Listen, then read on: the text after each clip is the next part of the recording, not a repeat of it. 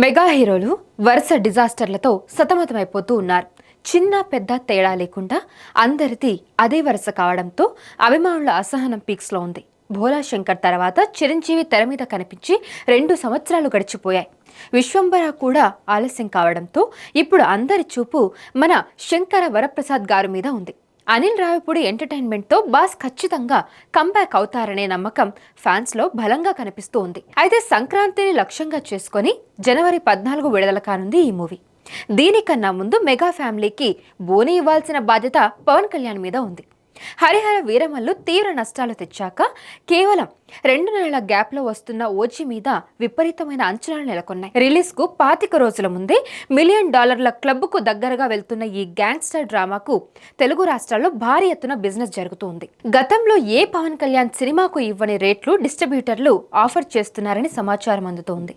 Positive vibes ఎక్కువగా మోస్తున్న ఓజీకి సుజిత్ దర్శకత్వం, తమన్ సంగీతం, ఇమ్రాన్ హష్మి విలనిజం కీలకం కాబోతూ ఉన్నాయి. ఇక రామ్ చరణ్ విషయానికి వస్తే గేమ్ చేంజర్ కొట్టిన దెబ్బ అంతా ఇంత కాదు.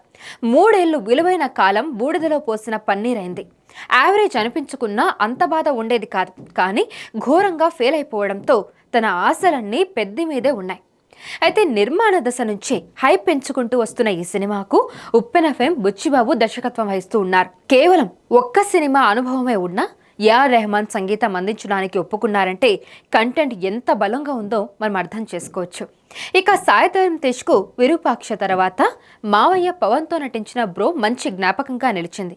కానీ బాక్సాఫీస్ వద్ద ఆశించిన విజయం సాధించలేదు. సంబరాల ఏటిగట్టు సినిమా బడ్జెట్ పరిధులు దాటిపోవడంతో ప్రొడక్షన్ ఆలస్యం అవుతుందని ఫిలిం నగర్లో టాక్ వినిపిస్తుంది. సెప్టెంబర్లో రావాలనుకొని ఆ మేరకు ప్రకటన ఇచ్చినప్పటికీ ఆ మాటకు కట్టుబడలేక కొత్త డేట్ గురించి నిర్ణయం తీసుకోలేక సతమతమైపోతూ ఉంది. ఒకవేళ అక్టోబర్ మిస్ అయితే డిసెంబర్ లేదంటే వచ్చే మార్చ్ దాకా అవకాశం ఉండదు. హనుమాన్ నిర్మాతల ప్రొడక్షన్ హౌస్ అయినప్పటికీ ఇంత జాప్యం జరగడం విచిత్రం. వరుణ్ తేజ్ పరిస్థితి ఇంకా అన్యాయంగా ఉంది. గని, గాంధీవదారి అర్జున, ఆపరేషన్ వాలంటైన్, మట్కా ఒకదాన్ని మించి మరొకటి కనీస షేర్లు నమోదు చేయలేక చేతులెత్తేశాయి.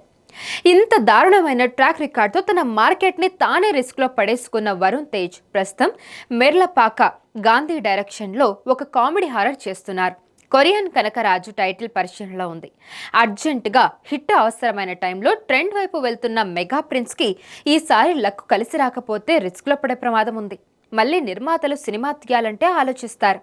ఇవన్నీ మెగా హీరోల ట్రాక్ రికార్డ్ ఎంత వీక్గా ఉందో తేటితెల్లం చేసే వాస్తవాలు. చెక్ పెట్టే లక్ష్యం ముందైతే ఓజీ మీద ఉంది. సెప్టెంబర్ 25 బాక్సాఫీస్కు చాలా కీలకం కానుంది.